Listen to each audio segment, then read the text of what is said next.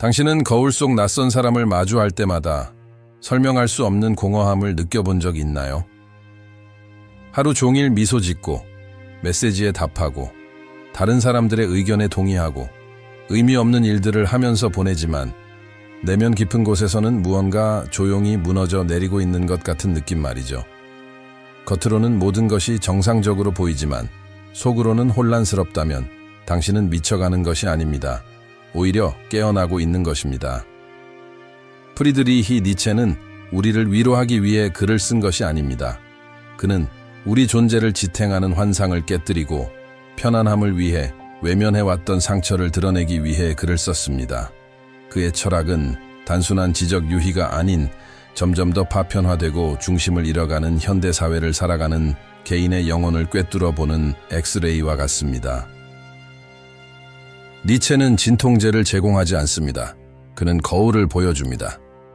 비록 불편한 진실을 비추는 거울일지라도 그것은 이미 왜곡된 현실을 있는 그대로 보여주는 것뿐입니다. 신의 죽음, 영원 회귀, 권력 의지 등 니체의 사상은 복잡해 보이지만 그 핵심은 매우 단순하면서도 강렬합니다. 당신은 당신이 생각하는 그런 사람이 아니다. 이 사실을 마주할 용기가 있다면 모든 것이 시작될 수 있습니다. 당신의 정체성, 확신, 미래를 위한 계획들, 이 모든 것은 어쩌면 진정한 자신을 모르는 근원적 고통으로부터 당신을 보호하기 위해 세워진 방어막일지도 모릅니다. 사회적으로 정해진 역할, 타인의 기대, 생산성과 눈에 보이는 성공만을 중시하는 문화가 강요하는 목표에 집착하는 것이 더 쉬울 수 있습니다. 하지만 이 고통을 무시한다고 해서 사라지는 것은 아닙니다.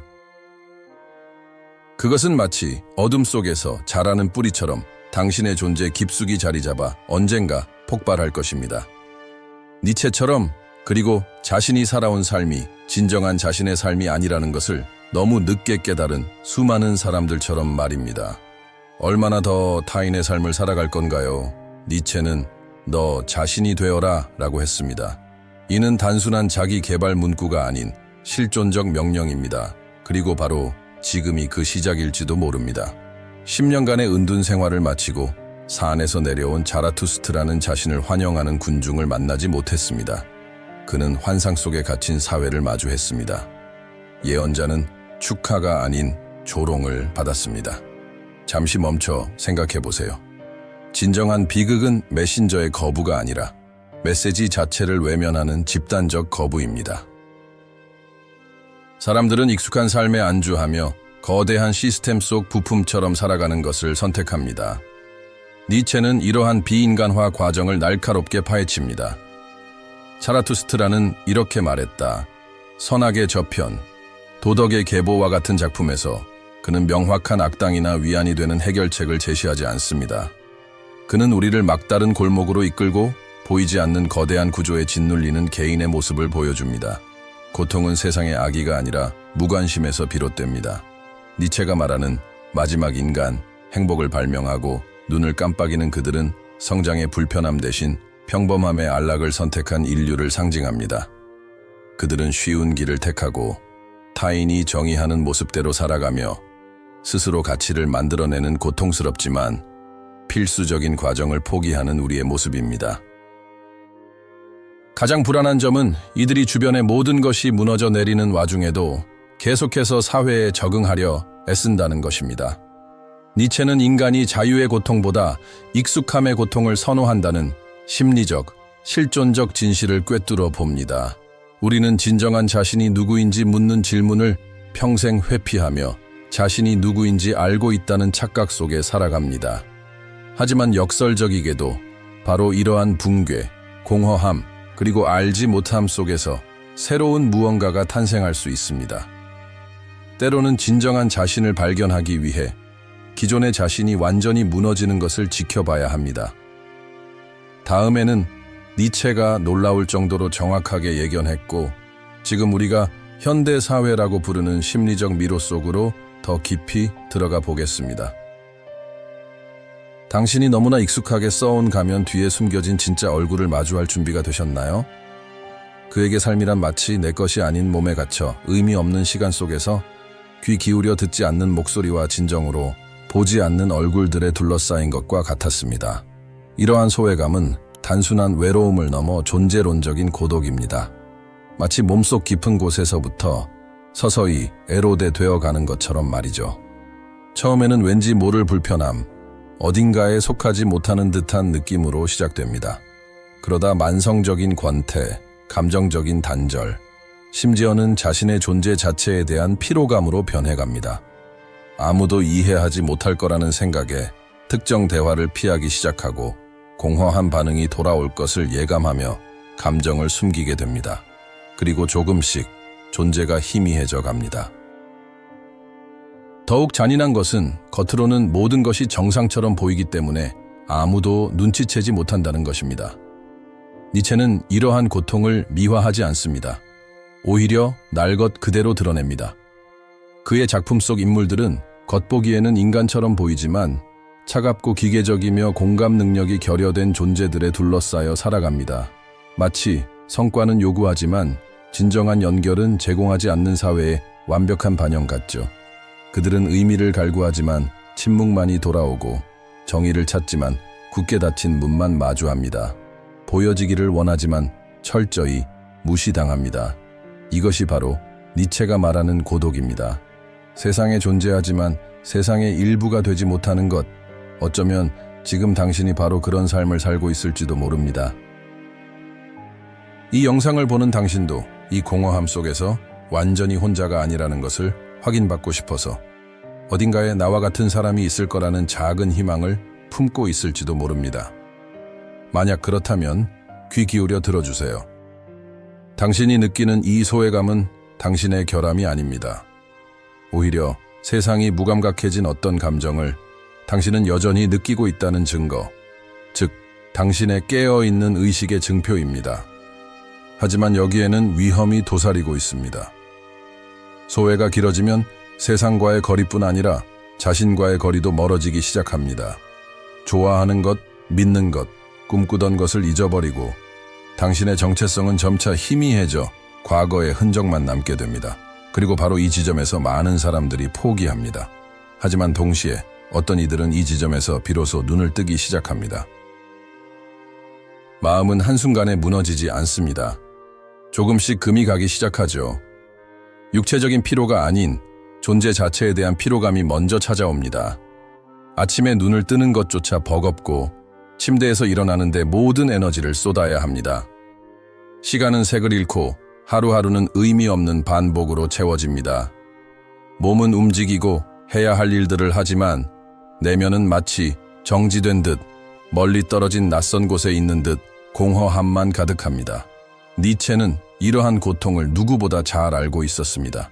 그 시대에는 아무도 이름 붙일 수 없었던 불면증, 불안, 공황 발작에 시달렸지만 그는 그 고통을 언어로, 그리고 언어를 거울로 만들었습니다. 그의 글은 단순한 문학 작품을 넘어 시대를 앞서간 진단서와 같습니다.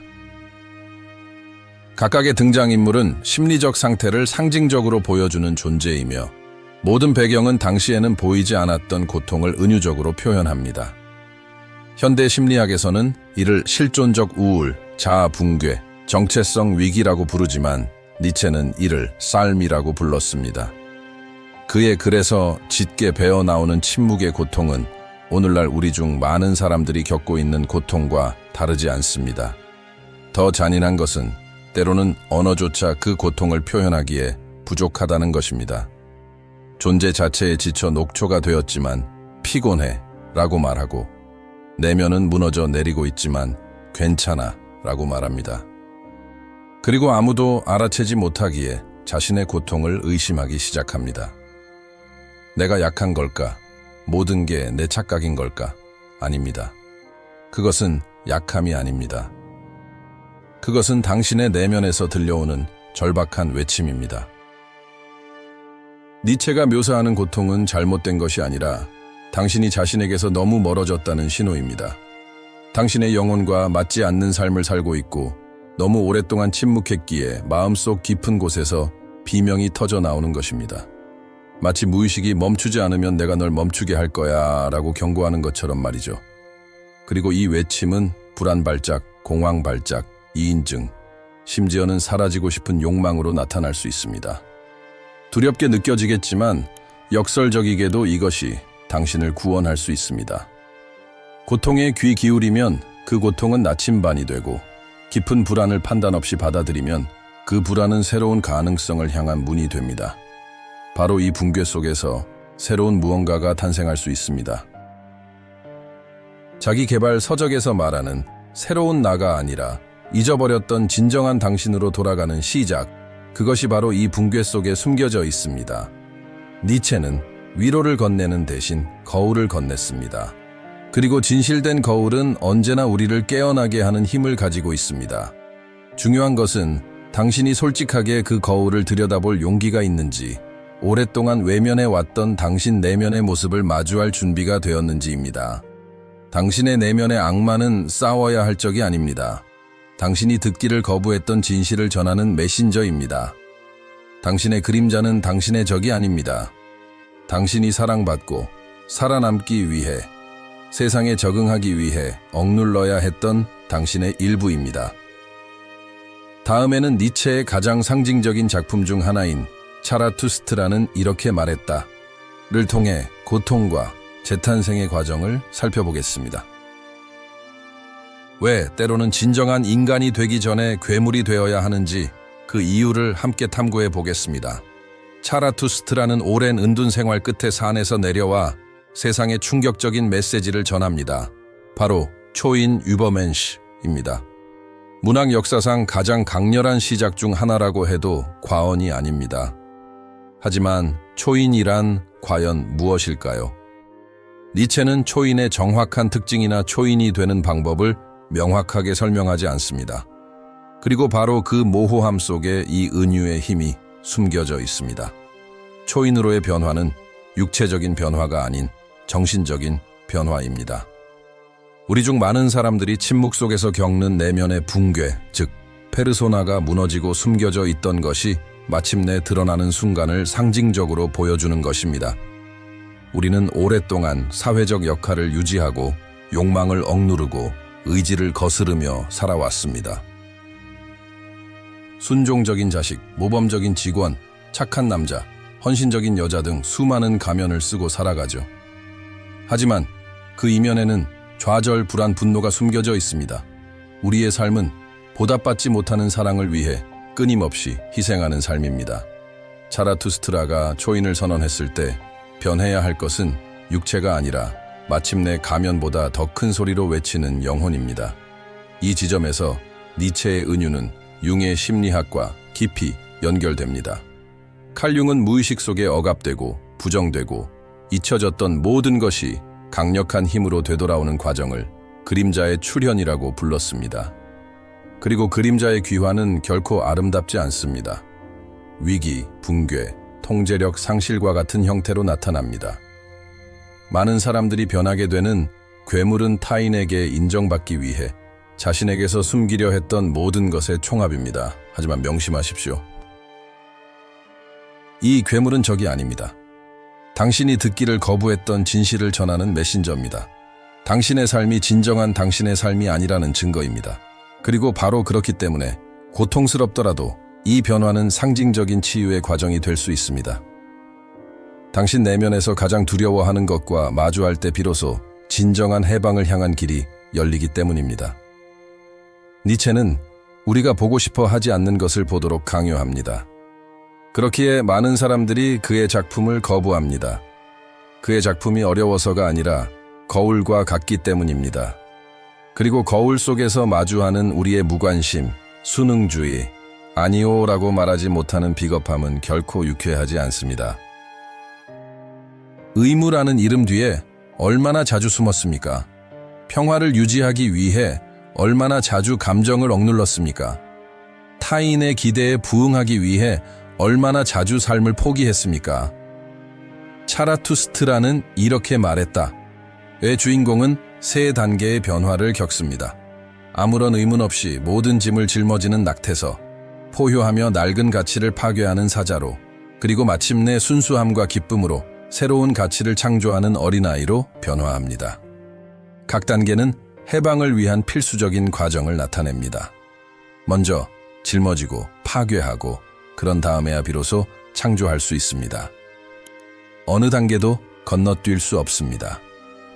우리 중 많은 사람들은 여전히 낙타처럼 살아갑니다. 심지어 자신에게 속하지 않은 의무, 빚, 죄책감까지 짊어지고 살아가죠. 어떤 이들은 사자의 모습으로 깨어나 보이지 않는 족쇄를 끊어내기 위해 분노합니다. 그리고 극소수의 사람들만이 삶을 진지한 놀이로 받아들이는 어린아이의 단계에 도달합니다. 이제 당신에게 남은 질문은 이것입니다. 당신도 변화의 과정을 겪고 있는데 아직 깨닫지 못하고 있습니까? 지금 당신이 겪고 있는 위기는 사실 삶이 당신에게 보내는 자신을 재창조하라는 강력한 메시지는 아닐까요? 자신의 정체성을 허물기 위해서는 용기가 필요합니다. 대부분의 사람들은 타인의 기대, 어린 시절의 트라우마, 그리고 사회가 부여한 역할에 따라 만들어진 거짓된 자아상에 평생 집착합니다. 하지만 가면이 금이 가기 시작하는 순간이 옵니다. 그리고 바로 그때 많은 사람들이 공황 상태에 빠져 부서진 조각들을 이어 붙이려 하고 결코 될 수 없었던 모습으로 돌아가려 애씁니다. 니체는 아무리 고통스럽더라도 이러한 균열은 필수적이라고 가르칩니다. 당신은 당신의 직업이 아니고 부모님이 당신에게 투영한 모습도 아니며 SNS에서 보여주는 모습도 살아남기 위해 맡은 역할도 아닙니다. 이 모든 것은 어느 시점에서는 당신을 보호하고 소속감을 주고 앞으로 나아가도록 도왔을지 모릅니다. 하지만 이제는 당신을 숨 막히게 합니다. 당신은 마음속 깊은 곳에서 그것을 느낍니다. 세상이 박수치는 당신의 모습이 진정한 당신을 죽이고 있다는 것을 알고 있습니다. 프리드리히 니체는 누군가를 기쁘게 하기 위해 글을 쓰지 않았습니다. 인간 영혼의 어두운 구석을 드러내고 삶은 끊임없이 무언가를 내려놓는 과정이라는 것을 일깨워주기 위해 글을 썼습니다. 더 이상 당신에게 도움이 되지 않는 생각, 이미지, 정체성을 버려야 합니다. 네, 고통스럽습니다. 마치 진짜 무언가를 잃은 것처럼 아픕니다. 하지만 이 슬픔 속에는 다시 태어날 수 있는 기회가 숨겨져 있습니다. 지금 당신이 스스로에게 던져야 할 질문은 나는 누구인가가 아니라 만약 나라고 믿었던 모든 것을 버릴 용기가 있다면 나는 누가 될 수 있을까? 입니다. 세상이 당신에게 이 질문을 허락해 주기를 기다리지 마세요. 세상은 결코 허락하지 않을 것입니다. 깨어있는 인간, 자신의 공허함과 잠재력을 동시에 인지하는 인간은 세상에 너무 위험한 존재이기 때문입니다. 그들은 굴복하지 않고 복종하지 않으며 스스로 길을 만들어 갑니다. 니체가 썼듯이 너 자신이 되어라. 이것은 단순한 동기부여 문구가 아닙니다.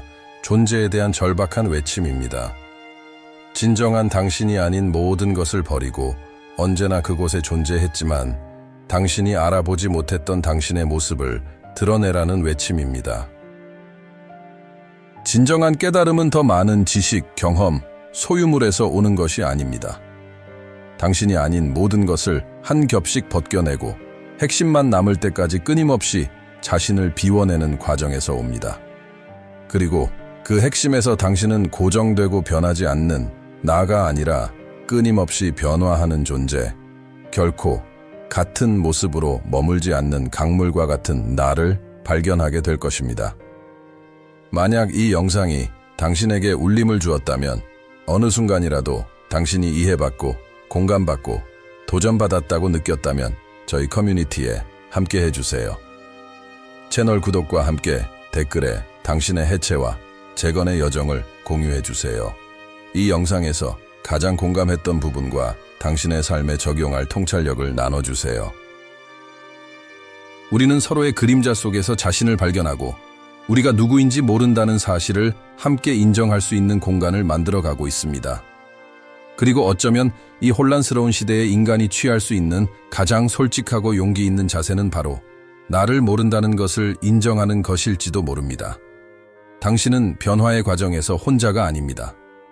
당신처럼 더 진실되고 깨어있는 삶, 고통스럽더라도 더 나은 삶을 향해 나아가는 사람들이 있습니다.